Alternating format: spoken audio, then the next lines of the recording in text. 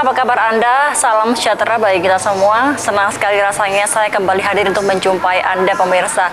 Dan kali ini pemirsa, program acara Ngobras Ngobrol Santai kembali hadir menyapa Anda dengan sesuatu yang berbeda pemirsa. Kali ini saya akan membahas kegiatan di Vihara Padmagraha Jalan Imam Bonjol, Kota Batu pemirsa ya. Spesial pada perjumpaan kita di kali ini. Saya telah bersama dengan Bante Teja Puno. Bante jauh-jauh dari Blitar ya Bante ya? Iya. Sampai kapan tadi Bante sampainya di sini? Mungkin sampai besok. Sampai besok ya, oke. Ini sebuah perjalanan. Tidak tahu kapan berhentinya. Muter terus kayak paling-paling rambut. Berputar terus begitu ya? Semoga bermanfaat saja begitu. Oke, baik. Dan saya bersama juga narasumber spesial yang kedua pemirsa, ini ada Romo Tato. Halo Romo Tato, apa kabar? Baik. Baik ya, kita ketemu lagi ya? Iya, ketemu lagi. Oke, pemirsa Damo TV yang di rumah, spesial di edisi Ngobras hari ini kita akan membahas tentang Patidana. Oke, saya mau langsung ke Bante ini ya. Bante, Patidana itu apa sih Bante? Patidana. Jadi kita coba untuk membahas dari kehidupan ini ya. Bahwa dikatakan oleh Buddha itu hidup itu tidak pasti. Tapi kematian adalah hal yang pasti. Pasti datang dalam kehidupan kita. Dan di setiap ada kelahiran akan selalu ada akhir dari kelahiran itu yang disebut dengan kematian. Nah, orang-orang yang sudah meninggal dunia, kita mengistilahkan namanya ditambah depan, mendiang atau leluhur gitu ya. Jadi leluhur atau mendiang ini adalah orang-orang yang pernah hidup bersama dengan kita yang telah meninggal dunia. Memang untuk melakukan bakti tidak harus selalu pada saat beliau meninggal dunia ya.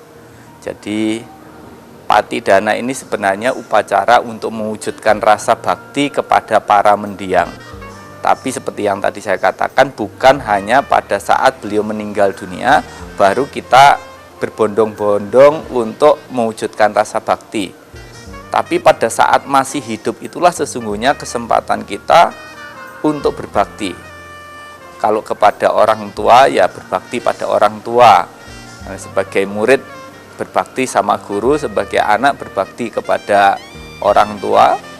Kalau yang muda ya hormat sama yang tua, atau kita balas jasa kepada mereka yang pernah berjasa dalam hidup kita. Nah, nanti kalau sudah meninggal, nah itu bakti juga kepada para mendiang, kepada orang-orang yang telah meninggal dunia. Memang kita sih semuanya punya doa atau harapan yang meninggal dunia ini semuanya telah di dalam surga. Hidup bahagia, meninggal masuk surga.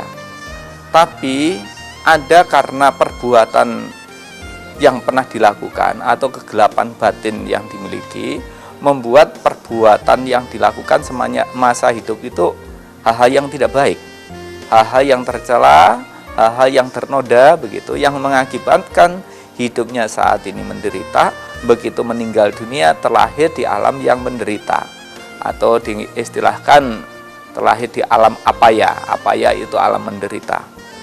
Nah, kesempatan bagi putra-putri keluarga yang masih hidup untuk berbuat kebajikan yang diperuntukkan kepada mendiang. Bisa saja mereka orang tua, bisa kakek nenek, buyut-buyut, atau ya saudara atau keluarga yang lain. Maka bisa saja kita Patidana itu menyebutkan nama mendiang disertai dengan foto-foto, itu yang menjadi sebuah tradisi. Tapi sepatutnya kita juga bukan hanya melakukan itu kepada orang yang kita ingat, bukan hanya kepada orang yang kita punya fotonya atau kita mengenal namanya. Tapi kita sepatutnya bisa melakukan itu kepada mendiang, baik yang kita kenal ataupun yang tidak kita kenal. Jadi yang dikenal dilakukan pelimpahan jasa juga, Patidana juga, yang tidak dikenal pun juga tidak sepatutnya dilupakan. Maka karena itu disebutkan kepada mereka yang kami kenal ataupun yang tidak kami kenal, semoga mereka semuanya berbahagia. Ini kalau diurut-urutkan itu banyak sekali yang tidak dikenal kan ya, seperti itu. Berarti ini Bante kalau di acara Patidana ini juga mendoakan untuk yang tidak dikenal juga gitu. Bagaimana? berarti untuk di acara Patidana ini juga diharuskan untuk mendoakan yang tidak dikenal juga begitu? Ya. Jadi yang tidak dikenal juga. Jadi kayak misalnya kita punya jalur dari ibu ya. Ibu ini juga punya papa mama ya. Namanya kakek nenek dari jalur ibu. Kemudian kakek nenek ini juga nenek kita jalurnya berbeda, kakeknya juga berbeda. Mungkin saja kita masih ingat namanya. Tapi bisa di 3-4 generasi sebelum-sebelumnya kita sudah tidak mengenal. Begitu juga dengan jalur papa atau ayah ya. Itu juga begitu. Kita tidak tahu setelah 4-5 generasi sebelumnya itu namanya siapa, kita sudah tidak tahu. Makanya kita sepatutnya untuk mengingat jasa-jasa mereka dan kemudian berbuat kebajikan yang kemudian kita limpahkan kepada mereka, baik yang dikenal ataupun yang tidak dikenal tadi. Begitu. Oke, saya mau menuju ke Romo Tato nih ya, Romo Tato. Baik, Romo Tato sudah menunggu ya. Baik, Romo Tato ini ya. Nah, ini menurut perspektif dari kacamata budaya Jawa ini ya, Romo ya. Patidana itu apa ini? Menurut budaya Jawa ini, Romo? Iya, yang pertama terima kasih informasinya Bante mengenai upacara yang sungguh menarik ini. Jadi mau tidak mau, kalau bicara soal budaya Jawa, orang harus mengakui bahwa pengaruh dari tradisi agama-agama itu besar. Terutama agama Buddha yang paling tua, itu pengaruhnya terhadap kepercayaan dan spiritualitas di Jawa cukup tinggi. Nah, tapi di perjalanannya muncul beragam penafsiran. Biasanya kalau bagi kepercayaan orang Jawa yang berkaitan dengan kematian itu, seperti tadi juga sedikit disinggung, itu berhubungan dengan asal muasal kehidupan. Ya, jadi bicara kematian, tetapi bicara juga harus dilengkapi dengan bicara asal muasal kehidupan, yang istilahnya itu biasanya sangkan paraning dumati, bahwa segala sesuatu itu ada yang memulainya. Dan kalau bicara tentang bagaimana penghormatan terhadap leluhur, sebenarnya di Jawa sangat kuat ya. Penghormatan terhadap leluhur itu sangat kuat. Nah, seringkali yang menjadi diskusi panjang bagi kawan-kawan di Jawa ini adalah konsepsi tentang hidup setelah kematian. Itu karena pengaruh agama-agama lain juga kuat di Jawa, ada Islam, ada Hindu, ada mungkin baru-baru juga Kristen, Katolik mempengaruhi mengenai konsep afterlife, mengenai konsep hidup setelah kematian. Lalu tantangannya terhadap konsep leluhur ini jadi besar. Tantangannya terhadap konsep leluhur yang dulunya sangat dekat dengan konsep Buddhis gitu ya. Lalu muncul agama-agama baru, lalu terjadi transformasi, terjadi pemaknaan baru. Dan biasanya di dalam tradisi Jawa orang menjadi sangat liquid. Oke, kalau mau dekat dengan konsep Buddhis ya oke, mau dekat dengan konsep yang terjadi reinkarnasi model Hindus ya oke, lalu berhenti sampai di surga dengan entah ada tingkatannya atau tidak, surga itu juga oke. Tapi yang menjadi concern utama biasanya bagi tradisi Jawa justru penghormatan terhadap leluhur itu dikaitkan dengan kesadaran terhadap asal-usul diri kita, seperti yang disampaikan oleh Pak Bante tadi. Jadi menghormati leluhur itu sekaligus sebuah pesan bahwa kita itu punya asal-usul, ndak ujuk-ujuk jadi manusia, mendadak menjadi makhluk gitu. Kita punya proses, punya sejarah menjadi manusia. Jadi harus tahu asal mulanya ya, gitu, asal usulnya begitu ya, Romo ya. Baik, saya mau menuju ke Bante lagi. Baik Bante, ini menarik ya, tadi Bante berbicara tentang alam menderita. Nah, alam menderita itu yang seperti apa ini Bante?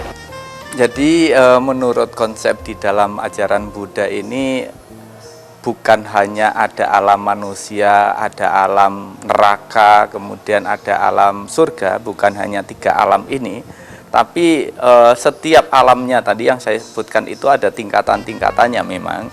Nah, itu dipengaruhi dari perilaku atau perbuatan yang dilakukan seseorang selama masih hidup di dunia ini. Jadi, kalau kita ingin tahu kehidupan kita sebelumnya seperti apa, lihat apa yang terjadi di dalam kehidupan kita sekarang ini, saat ini. Kalau kita ingin tahu kehidupan yang akan datang itu seperti apa dan bagaimana, lihat apa yang kita perbuat sekarang. Nah, orang-orang yang ada saja yang misalnya kehidupannya saat ini susah, sulit, menderita. Nah, ini disebabkan karena tanaman yang pernah ditanam di kehidupan sebelumnya. Kehidupan sebelumnya itu bukan hanya dulu, tapi kemarin, bulan lalu, tahun lalu itu adalah kehidupan yang sudah dijalani, yang sudah menjadi masa lalu. Nah, perbuatan-perbuatan buruk inilah yang mengakibatkan ia hidupnya menderita. Nah, apakah hidupnya akan terus menderita? Tidak. Hidup itu akan terus berproses, hidup itu akan terus berputar. Yang di bawah bisa bangkit dan berjuang, akhirnya bisa mencapai di atas.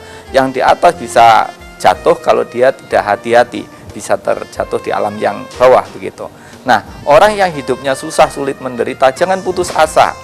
Kita yang punya penentu bahwa kita bahagia atau tidaknya, sukses atau tidaknya, tergantung juga dengan apa yang kita lakukan sekarang.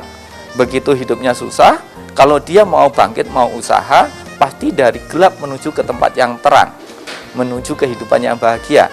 Tapi kalau orang yang hidupnya bahagia, tidak hati-hati, dia sembrono, karena perilakunya buruk, dia bisa terjatuh dalam kondisi kehidupan yang susah, sulit, menderita. Ada alam manusia, di bawahnya ada alam manusia itu, seperti tadi saya sebutkan, ada alam apa ya yang disebut dengan alam binatang. Ya. Kemudian di bawahnya alam binatang masih ada alam peta. Alam peta ini makhluk gentayangan, setan gentayangan itu ya. Kemudian ada juga yang di bawahnya lagi alam asura. Nah, ini yang biasanya di tempat-tempat yang dianggap keramat, yang kemudian orang mungkin menganggapnya dihuni oleh dewa gitu ya. Bisa saja itu yang menghuni itu asura kaya. Dia memiliki kekuatan yang luar biasa, yang kadang-kadang kalau kita memberikan sesajian, yang artian sesajian di sini bukan sesajian yang biasa kita berikan, tapi harus berupa nyawa gitu ya. Itu sebenarnya yang menghuni bukan dewa, tetapi makhluk-makhluk alam asura kaya. Nah, di bawahnya itu baru ada alam yang namanya alam neraka. Nah, ada 4 sebab yang menyebabkan seseorang itu bisa terlahir di alam neraka, alam yang paling menderita. Itu yang pertama adalah membunuh orang tua. Kemudian yang kedua adalah melukai Buddha. Yang ketiga, membunuh orang suci.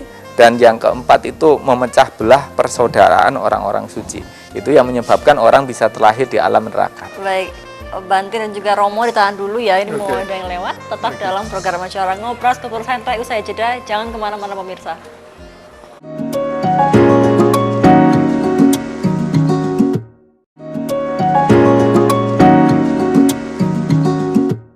Ya, terima kasih pemirsa, Anda masih bersama kami dalam program Ngobras Ngobrol Santai. Kita masih berada di Vihara Padmagraha, Jalan Imam Bonjol, Kota Batu. Saya masih bersama dengan Bante Tejapuno dan juga Romo Tato. Ya pemirsa ya. Baik Bante, berarti untuk alam menderita itu sebetulnya tidak dialami oleh manusia ketika di dunia ya? Seperti yang tadi saya katakan bahwa apabila seseorang itu melakukan perilaku yang buruk, yang menyimpang dari adharma itu adalah perilaku perbuatan yang tercela begitu, maka kehidupannya saat ini pun sudah menderita. Jadi tidak harus selalu menunggu nanti setelah meninggal dunia baru dia akan menderita. Maka Buddha mengatakan bahwa dalam kehidupannya menderita, saat ini menderita, setelah meninggal dunia juga menderita. Menderita akibat dari perbuatan buruk, perbuatan jahat yang dilakukan. Tetapi memang konsep terlahir di alam apapun, termasuk juga ada alam menderita ini tidak kekal. Di setiap ada kelahiran, di situ juga akan ada kematian. Jadi makhluk-makhluk yang terlahir di alam binatang misalnya, dia juga meninggal dunia pada saatnya juga. yang terlahir di alam peta, terlahir di alam asurakaya ataupun di alam neraka, ia pun juga akan mengalami kematian juga. Nah, salah satunya yang terlahir di alam peta, ini yang biasanya kita lakukan sembahyang leluhur gitu. Karena itu yang biasanya bisa menerima dari doa-doa yang kita lakukan. Jadi kayak tadi malam sebenarnya sebelum dilakukan secara adat tradisi Buddhis, kita juga menggunakan tradisi adat Jawa. Jadi ada selamatan segala macam gitu kan. Itu upaya kita untuk menjaga melestarikan budaya yang luhur, bakti kepada luhur dengan cara masyarakat Jawa begitu ya. Tapi memang ada cara juga, misalnya kita nyekar juga bisa dilakukan, atau kita pergi ke tempat yang dianggap keramat kayak biasanya itu nyadran ya, itu juga ada juga. Itu semuanya sebenarnya kita lakukan kepada para leluhur-leluhur kita sebagai wujud rasa bakti kita kepada mereka. Dan harapan saya sih memang kita tidak melupakan itu, bahwa kita itu menjadi seperti sekarang pun tidak terlepas dari jasa-jasa mereka, terutama kalau bangsa Indonesia ya tidak terlepas dari jasa para pejuang. Sehingga harapan kita bukan hanya menikmati hasil perjuangan mereka, tapi bagaimana mewujudkan rasa bakti kita kepada para pejuang, yaitu salah satunya tidak merusak bangsa negara ini, tetapi mengisi, memperjuangkan sampai nanti bisa tercapai apa yang menjadi cita-cita bangsa Indonesia. Baik, saya mau ke Romo Tato nih ya. Nah, Romo Tato ini mendengar penjelasan dari Bante ini tentang alam peta, ini kan tadi berhubungan dengan bakti luhur kepada itu ya, leluhur begitu ya, Bante juga Romo ya. Nah, menurut Romo ini gimana sih? Iya, ini tradisi yang sangat kuat di Jawa, yaitu ziarah kubur dengan beragam pemaknaannya ya.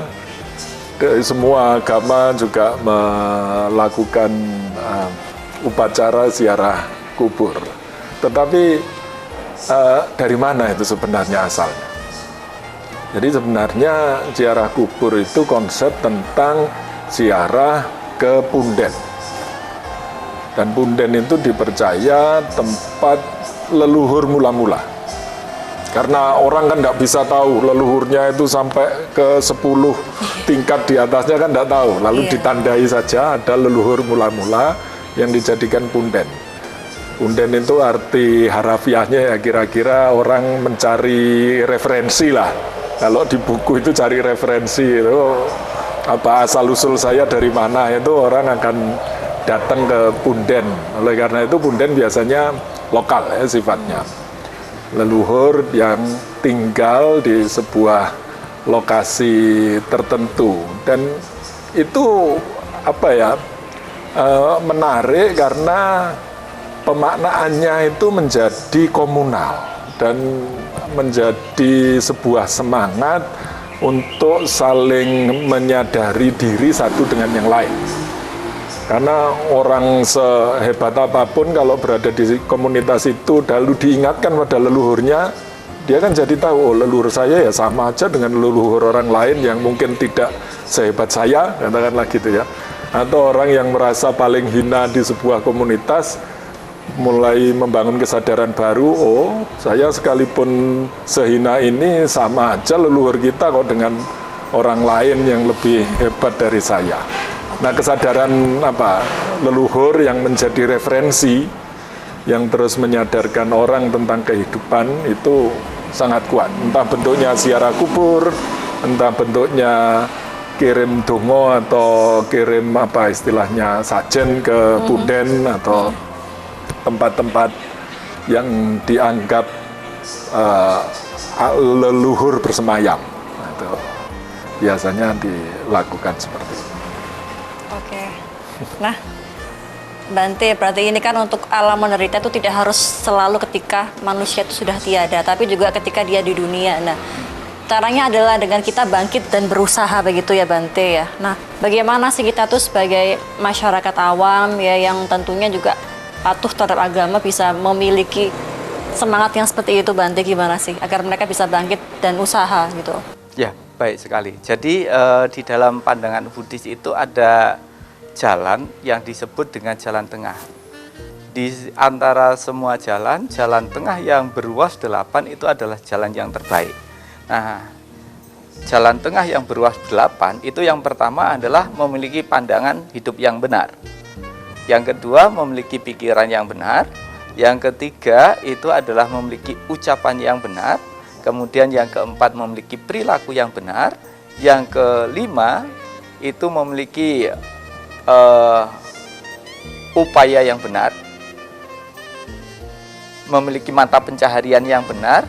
Kemudian memiliki upaya yang benar. Yang keenam, yang ketujuh adalah memiliki konsentrasi yang benar. Yang kedelapan, memiliki kesadaran yang benar. Berkenaan dengan upaya yang benar, untuk hal-hal yang menimbulkan penyesalan, itu adalah hal yang tidak baik. Dan begitu kita mengingat kita telah melakukan itu kan akan menimbulkan perasaan yang tidak nyaman, sehingga kita ada upaya untuk tidak mengulang hal-hal yang tidak baik tadi. Itu langkah yang pertama. Untuk langkah yang kedua adalah mengupayakan hal-hal yang baik tetap bertahan atau bahkan dilipat gandakan. Jadi yang tidak baik tidak diulang, yang baik dipertahankan atau bahkan dilipat gandakan. Ini upaya kita kalau hidup itu dari gelap menuju ke tempat yang terang. Tapi memang ada juga orang yang dari gelap menuju ke tempat yang gelap, dari kondisi kehidupan yang susah, karena alasan susah itu pula dia melakukan keburukan. Maka kehidupannya bukan menjadi lebih baik, tapi malah menjadi semakin susah. Tapi kalau yang kedua kan seperti yang tadi disampaikan, dari gelap menuju ke tempat yang terang. Walaupun hidup kita susah sulit kayak apapun, saya bertekad tidak akan melakukan keburukan. Saya berusaha untuk memaknai hidup dengan lebih baik, sehingga dia akhirnya mengarah kepada kehidupan yang lebih baik. Tapi ada yang terjadi sebaliknya, dari terang menuju ke tempat yang gelap. Karena timbunan kebajikan di masa lampaunya ada, upaya-upaya benar yang dilakukan di kehidupan sebelumnya ada, dia menikmati itu. Tapi dia hanya sekedar menikmati, tidak ada upaya untuk nanam lagi. Kalau bisa diistilahkan kayak orang itu makan makanan basi, yang lama-lama juga pasti habis, karena dia lupa menanam itu. Maka karena itu hidupnya dari terang menuju ke tempat yang gelap, karena ada hal-hal buruk yang terus dilakukan. Selain menikmati dari tanaman kebaikan masa lampaunya, tapi kehidupannya saat ini tidak diarahkan dengan benar. Kemudian yang terakhir, dari terang menuju ke tempat yang terang. Nah, siapapun orangnya pengenlah kehidupannya itu hidup bahagia, jalani hidup sukses, kaya raya, begitu meninggal dunia masih lahir di alam surga gitu kan. Itu harapan bagi semua orang. Tapi bisa mempertahankan itu, saya rasa hal-hal yang luar biasa yang harus tetap kita pertahankan, yaitu nilai-nilai kebajikan begitu. Baik Bante, berarti untuk kita menuju kehidupan yang lebih baik berarti kan harus menjalankan jalan berluas 8 itu Bante. Nah, apabila umat itu tidak menjalankan salah satu dari ke-8 itu, apakah tetap bisa berjalan begitu Bante? Jadi itu kalau bisa dibilang roda itu kan deruji-derujinya. Ya kalau misalnya derujinya salah satunya hilang, ya pasti akan berkurang kekuatannya gitu kan. Jadi ya semampunya aja, sesuai dengan tingkat keyakinan, tingkat kebijaksanaan, kemampuan dan kemauan untuk mempraktekkan dari ke-8 tadi. Jadi kalau semakin baik juga lebih baik juga, semakin sempurna juga. Karena yang kita tuju ini bukan hanya hidup bahagia, sukses, kaya raya, kemudian masuk surga. Yang kita tuju itu adalah kebahagiaan mencapai kesempurnaan gitu, gayuh kasampurnan. Dan itu jalan tengah ini yang harus kita lalui. Nah, kemudian dikatakan oleh Buddha bahwa dari semua kebenaran, 4 kebenaran mulia adalah yang terbaik. Nah, mau kita belajar ajaran Buddha dari A sampai Z, kita harus pastikan bahwa kita itu bisa menembus 4 kebenaran mulia itu. Yang pertama, mengetahui duka. Yang kedua adalah sebab duka, mengetahui sebab duka. Yang ketiga adalah mengakhiri sebab duka. Dan yang keempat adalah jalan menuju akhir duka. Jadi akhir duka, dan yang terakhir jalan menuju akhir duka. Jalan akhir duka itu kembali kepada jalan tengah yang beruas 8 tadi. Begitu. Bante. Nah Bante, untuk acara Patidana ini sendiri itu biasanya dilakukan setiap bulan apa nih Bante? Ini sebenarnya pengaruh dari tradisi seperti Romo Tato tadi sampaikan. Apakah kita harus setiap bulan tertentu untuk melakukan itu? Ada kecenderungan masyarakat memiliki keyakinan bahwa pada saat bulan-bulan seperti saat ini ya, bulan 4 gini, alam neraka sedang terbuka, sehingga leluhur-leluhur mereka pada pulang gitu. Itu konsep pemikiran tradisi begitu. Saya sempat juga, mohon maaf, agak sedikit bergurau begitu. Nah, kalau alam neraka terbukanya hanya pada saat bulan 4, berarti di luar bulan 4 itu tertutup. Sehingga kalau orang meninggal di luar bulan 4 pasti masuk surga semua. Kenapa? Karena kan tertutup posisinya, gitu kan. Tapi sebenarnya tidak begitu. Kapanpun kita meninggal dunia, itu ditentukan dari perbuatan kita dan kesadaran akhir waktu mau meninggal dunia. Jadi kesadaran akhir ini pun terbentuk pada saat kebiasaan perilaku kehidupan sehari-hari kita. Orang yang terbiasa berbuat buruk akan mudah terbuat buruk dan sulit untuk berbuat baik. Dan yang akan masuk di dalam memori dia adalah hal-hal yang buruk. Begitu nanti mau meninggal dunia, kesadaran akhir, kalau di dalam bahasa masyarakatnya itu saratul maut ya, apa namanya? Orang yang mau meninggal dunia itu. Nah, yang ingat hal-hal yang buruk, di situ dia bisa terlahir di alam yang menderita. Karena mengingat hal-hal yang buruk, mungkin dia melotot-melotot, kejang-kejang gitu kan, ketakutan gitu. Karena mengingat perbuatan buruknya, maka dia bisa terlahir di alam menderita. Nah, begitu juga orang yang terbiasa berbuat baik. Dia akan mudah berbuat baik, sulit untuk berbuat buruk. Secara otomatis, keingatan yang masuk di dalam memori dia adalah ingatan-ingatan yang baik. Begitu dia nanti mau meninggal dunia, itu ingat yang baik-baik ya, sepanjang hidup saya sudah banyak hal berguna bermanfaat saya lakukan.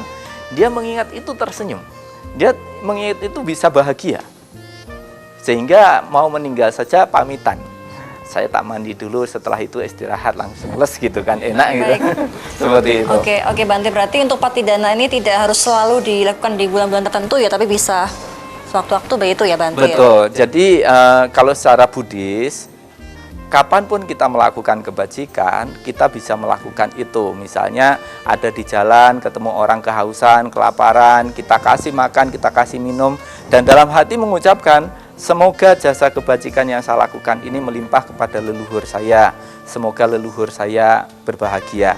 Nah, kita melihat kadang-kadang juga disiapkan berbagai macam persembahan. Apakah itu dimakan oleh leluhur kita? Sebenarnya ini bukan begitu.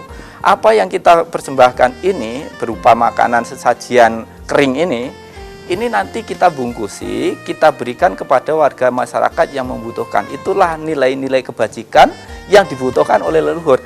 Nanti kalau leluhur kita makan itu kemudian keruak semua, malah kita yang ketakutan gitu. Baik. Baik, Bante dan juga Romo, ini ditahan dulu ya, mau ada yang lewat. Tetap dalam program Acara Ngobrol Santai, usai jeda.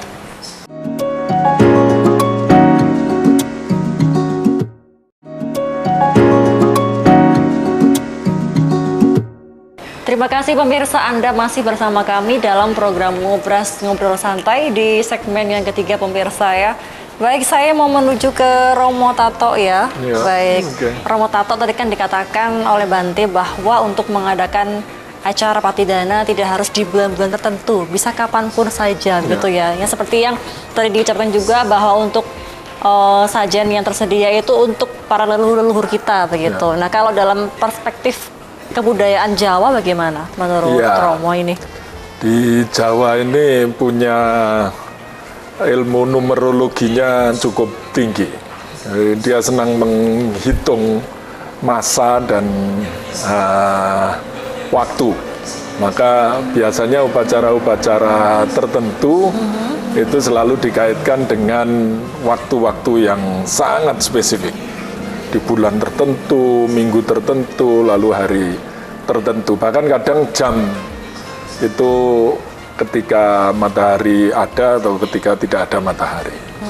Nah, saya tertarik dengan apa yang disampaikan tadi mengenai hubungan antara konsep tentang afterlife, sesudah kematian, dengan bagaimana kita membangun semangat hidup benar.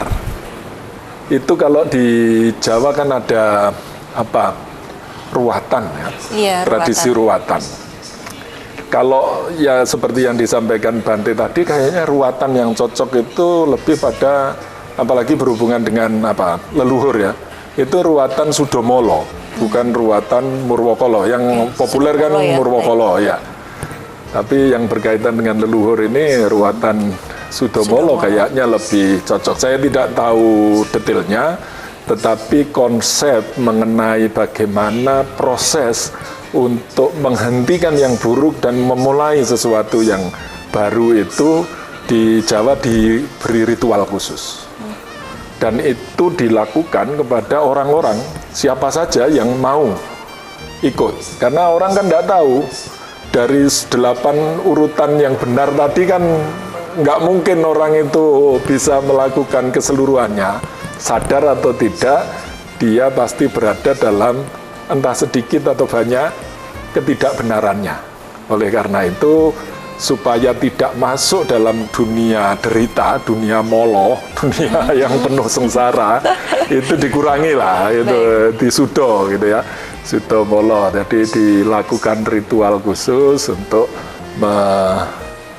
mempersiapkan orang yang hadir di situ mampu memulai sesuatu yang baru dan baik lagi dan benar, penuh dengan sesuatu yang benar. Itu kalau dalam tradisi Jawa. Sudomolo berarti maksudnya tadi ya ini ya? Ya. Mungkin nanti lain waktu bisa ngundang ahlinya yang tahu tentang ritual Sudomolo, itu menarik untuk dikaji. Karena itu kuat juga relasinya dengan konsep-konsep yang berasal dari agama Buddha. Itu kuat relasinya. Karena kalau Murwokolo itu lebih populer karena lebih entertain ya, lebih pertarungan antara massa dan realitas sebagai baik dan buruk itu frontal. Kalau di Sudomolo ini kan seperti yang disampaikan Bante tadi, hidup kita ini kan ya biasa aja, tapi apakah semuanya smooth? Ya enggak juga. Apakah semuanya jelek? Ya enggak juga gitu kan. Makanya perlu enggak frontal lah hidup kita ini, antara yang baik dan buruk itu enggak sefrontal yang dibayangkan. Jadi karena kesadarannya tidak sefrontal itu, ya ayolah dilakukan upacara ritual ruwatan Sudomolo ini dalam waktu-waktu tertentu untuk menyadarkan kembali orang kembali kepada yang benar. Baik. Baik, saya mau menuju ke Bante. Nah, Bante tadi mengatakan bahwa untuk persembahan-persembahan yang nantinya dipersembahkan yang seperti tadi di meja-meja ini, Bante, nantinya akan diberikan kepada masyarakat yang tidak mampu, begitu maksudnya, Bante? Ya, atau? betul. Jadi pernah saya memang ketemu seseorang dan mereka menyampaikan, mengambil sebuah kesimpulan tapi belum bertanya dulu. Jadi dia mengatakan, mohon maaf Pak Bante, saya melihat orang Buddha itu kalau upacara kematian itu sangat mahal sekali. Saya pikir mahalnya di mana ya?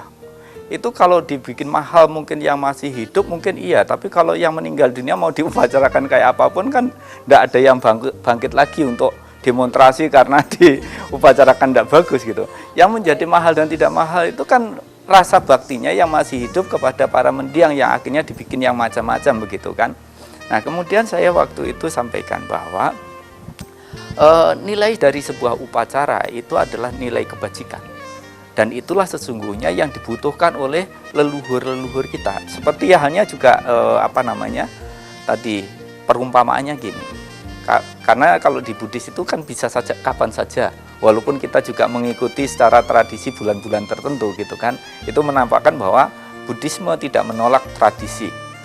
Bisa menyatu dengan tradisi. Tetapi secara Buddhis sesungguhnya kita bisa lakukan patidana itu kapanpun.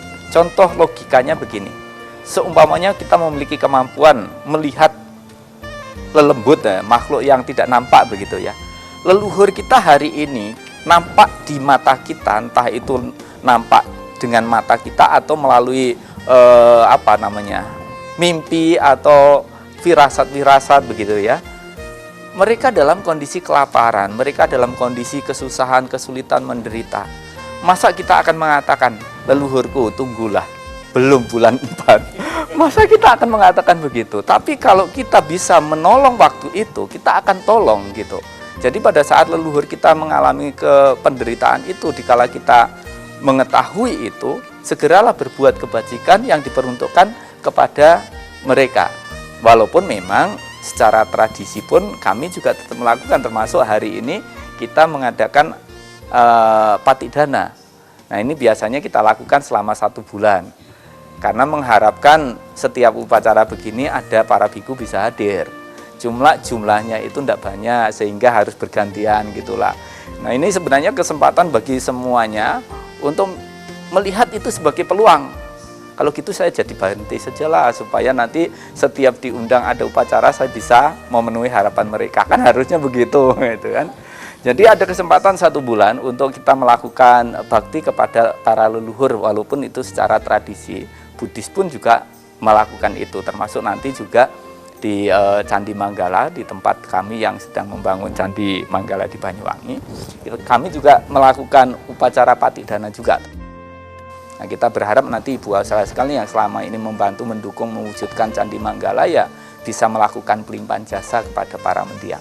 Jadi bisa kapan saja melakukan kebajikan dan bisa kapan saja melakukan pelimpahan jasa itu kepada para mendiang. Itulah sesungguhnya makna dari patidana, membantu menolong leluhur kita yang terlahir di alam menderita supaya segera bebas dari penderitaannya dan terlahir di alam yang baik. Begitu. Baik, berarti ini masih ada kesempatan sampai nanti 1 bulan begitu ya Bante ya? Betul. Ini sudah menginjak ke hari keberapa ini Bante? Ini pengaruh dari tradisi juga memang. Biasanya kalau tradisi itu 10 hari sebelumnya dan 10 hari sesudahnya gitu. Tapi karena mengingat jumlah bikunya tidak banyak tadi menjadi 1 bulan. Ini uniknya di Indonesia begitu. Hari-hari besar pun juga diperingati 1 bulan. Karena setiap hari besar itu harapannya ada biku yang bisa hadir. Nah jumlahnya yang tidak banyak aja yang membuat ya kalau kanten ya nunggu gitu. Tapi ini nanti yang hadir berapa ini biku ini Bante ini? Cukup banyak. Jadi kita sih punya keyakinan begini. Para biku ini kan mereka tidak berumah tangga, tidak punya istri, tidak punya anak.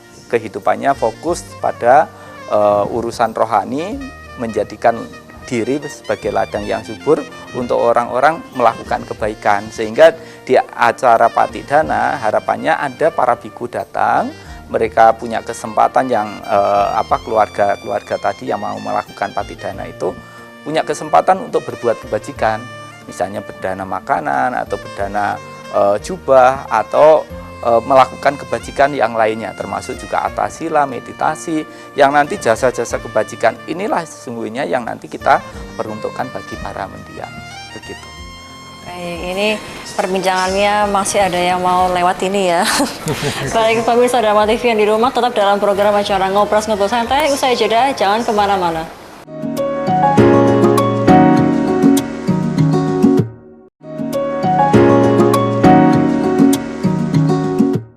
Baik pemirsa, terima kasih Anda masih setia bersama kami dalam program Ngobrol Santai. Kita masih bersama dengan Bante Tejapuno dan juga Romo Tato.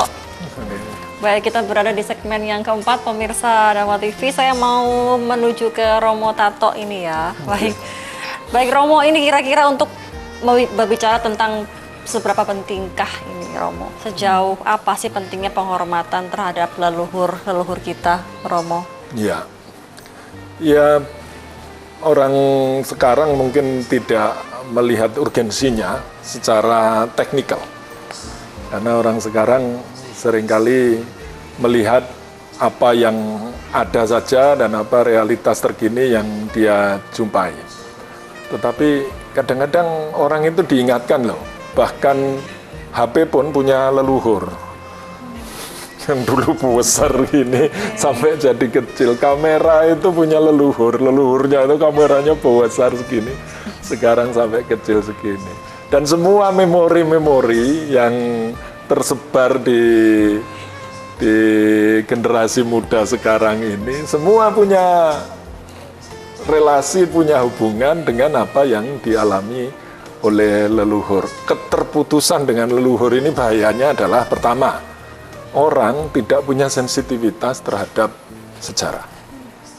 Nah, kalau orang tidak punya sensitivitas terhadap sejarah hidupnya sendiri saja dia tidak tahu sejarahnya karena tidak mengenal leluhurnya, apalagi dia mau mengenal sejarah komunitasnya, apalagi semangatnya mengenal sejarah bangsanya.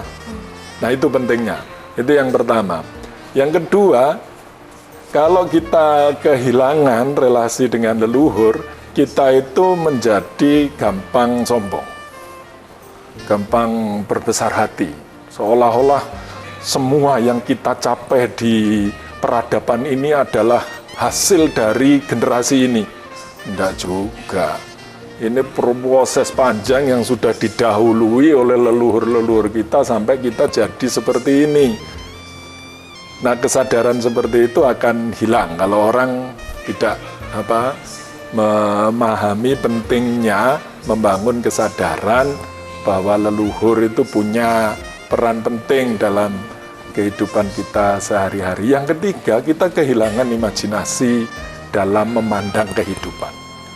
Karena leluhur itu kan kehidupan afterlife ya. Orang yang hidup saat ini itu hanya bisa membuka wawasan kehidupannya kalau dia mampu membukanya sampai ke kehidupan di luar yang mampu dia bayangkan. Baik.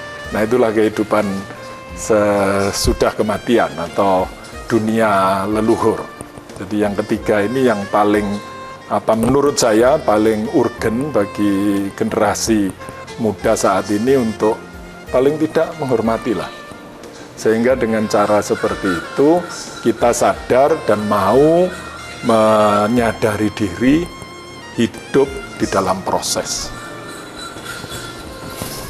Baik. Nah, kalau menurut Bante sendiri ini ya, untuk upacara kegiatan Patidana ini merupakan tradisi atau kegiatan keagamaan ya berarti ya? Seperti yang tadi saya katakan bahwa Buddhisme tidak menolak dari sebuah tradisi selama tradisi itu tidak menyimpang dari Dhamma.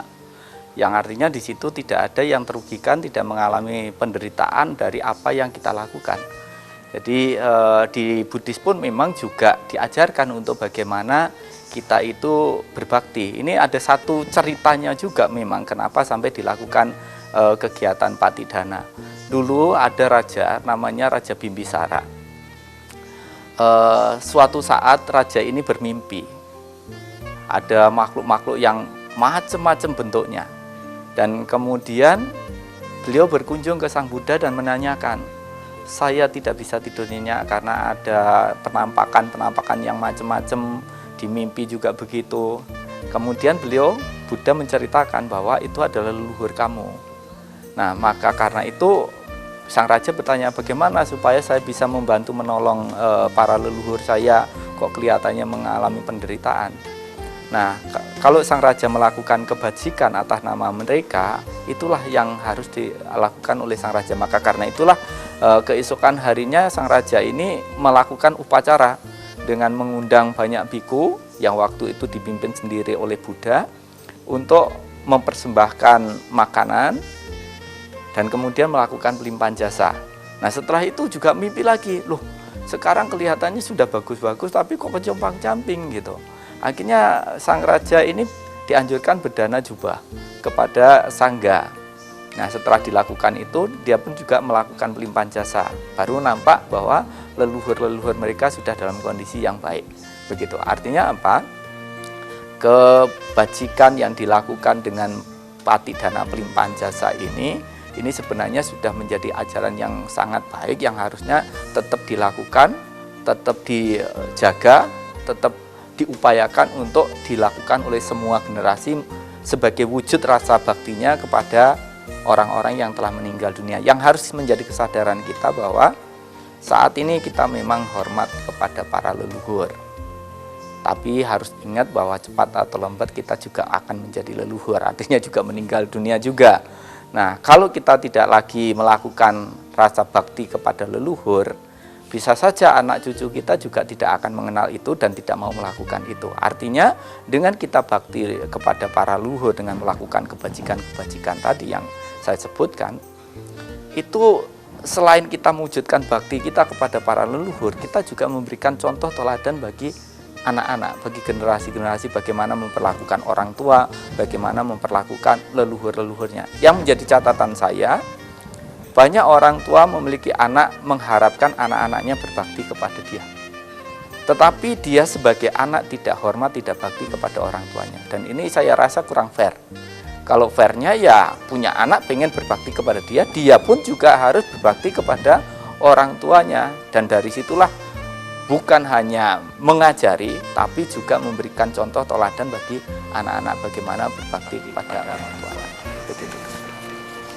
Berarti harus memberikan contoh terlebih dahulu ya sebelum kita ngomong bahwa oh anakku harus berbakti, harus dilihat dari kita sendiri, begitu ya berarti ya Bante? Betul, ada kata-kata Sang Buddha begini, Mbak. Kata-kata seindah apapun tidak menjadi indah apabila diucapkan oleh orang yang tidak melaksanakannya.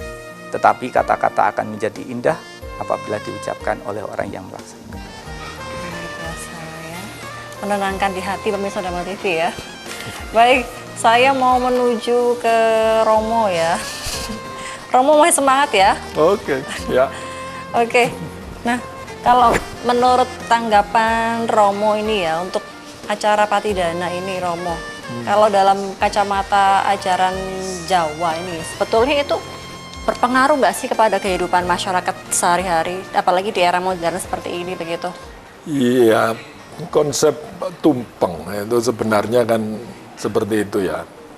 Itu didoakan untuk menghormati leluhur, bahkan direpresentasikan leluhur yang tidak bisa digambarkan sampai ya udah gunung, hutan, laut, nah, itu dijadikan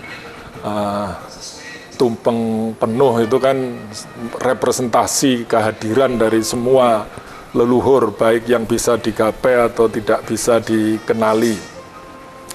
Itu pun pada akhirnya kan dinikmati bersama, dibagikan kepada semua orang. Artinya tidak disia-siakan. Itu tumpeng itu tidak disia-siakan begitu saja. Jadi inti dari ritual menghormati leluhur itu sebenarnya apa ya, self empowering, membawa kesadaran baru untuk penguatan diri kita. Seperti yang disampaikan Bante tadi, lah kita nanti kan ya jadi leluhur juga gitu ya. Leluhur kita dulu apakah kira-kira berpikir tentang kita? Ya enggak, bagian mereka berpikir tentang leluhurnya. Nah, bagian kita sekarang berpikir tentang leluhur kita. Nah, itu apa? Memang akan banyak berjumpa dan perlu didialogkan dengan konsep-konsep modern tentang teologi, tentang apalah konsep pencerahan orang, mengutamakan ilmu pengetahuan dan sebagainya, boleh didialogkan. Tetapi seperti yang disampaikan Bante tadi, apa sih yang salah kalau kita melakukan sesuatu demi kebaikan? Gitu loh. Apa sih yang salah kalau kita mempersiapkan sesuatu dengan detail, itu yang pada ujungnya adalah mengajak kita untuk berbagi kepada orang yang kekurangan. Intinya kan di sana, gitu ya. Baik. Selain ada pesan secara personal, ada pesan secara sosial, komunal, ajaan untuk saling berbagi. Hidup ini kita bersama-sama, ayolah berbagi. Cara saya berbagi dengan seperti ini, karena saya punya leluhur, saya kaitkan dengan leluhur, apa salahnya? Gitu ya. Jadi itu menurut saya yang ditafsirkan ulang oleh orang Jawa lewat gunungan, lewat tumpeng, lewat selamatan, lewat upacara-upacara yang sebenarnya membawa kesegaran baru lagi. Apa sih yang paling menyegarkan dari kelaparan dan kehausan selain makan minum? Ya, makanya selalu bentuknya itu tidak jauh-jauh dari bentuk-bentuk yang nantinya akan bisa dinikmati dalam hidup kita. Iya, terima kasih. Baik, Bante, ini boleh untuk pesan dan kesan terakhir untuk pemirsa Dharma TV yang di rumah. Monggo, Bante. Ya, mau kita jadi seperti apapun, jangan lupa bahwa kita hidup ini tidak sendiri. Kita hidup banyak orang, dan kita tentunya juga menyadari sepenuhnya kita bisa menjadi seperti apapun tidak terlepas karena jasa-jasa dari orang tua. Maka hormat baktilah kepada orang tua, tidak terlepas dari jasa-jasa para guru, maka hormat baktilah kepada para guru-guru kita. Ya, juga mengingat tentang kebajikan yang pernah kita terima dari orang lain, sehingga kita bisa baik kepada orang lain. Dan yang terakhir, ingatlah kepada leluhur-leluhur kita dan berupayalah untuk mewujudkan rasa bakti kita kepada para leluhur. Karena kita punya cita-cita, kalau hanya mengandalkan kemampuan kita tanpa dibekali dengan kebajikan untuk hormat bakti sama orang tua, bakti sama guru, bakti kepada para leluhur, saya rasa kita akan mengalami kesulitan di sana untuk mencapai kebahagiaan baik lahir ataupun batin. Begitu. Terima kasih. Si Bante Teja Puno, silahkan Romo Tato untuk pesan dan kesan terakhir untuk pemirsa Dharma TV yang di rumah, monggo. Ya, yang pertama saya sangat bahagia dan mengapresiasi penerimaan Bante untuk bisa menyaksikan dan berada di tengah upacara yang menarik ini, dan saya menjadi lebih belajar lagi bahwa sebenarnya dalam tradisi, dalam budaya kita ada terkandung banyak makna dan nilai-nilai yang kuat, yang besar, yang bisa mengubah hidup kita hanya melalui upacara-upacara kecil saja yang ada di lingkungan kita. Dan itu berkaitan tidak hanya dengan diri kita, tetapi dengan orang lain, orang yang kita hormati, leluhur kita, dan semua yang menghidupi bangsa dan negara ini. Oleh karena itu, mari kita bersama-sama membangun kesadaran baru, menjadi sebuah bangsa, menjadi seseorang yang berani menyadari jati dirinya. Terima kasih. Luar biasa. Terima kasih Romo Tato. Terima kasih Bante Teja Puno atas kebersamaannya. Dan pemirsa Dharma TV yang di rumah, usai sudah perjumpaan kita pada kali ini, saya Anti dan kerabat dari petugas mengucapkan mohon pamit. Terima kasih, selamat beraktivitas. Rahayu. Rahayu.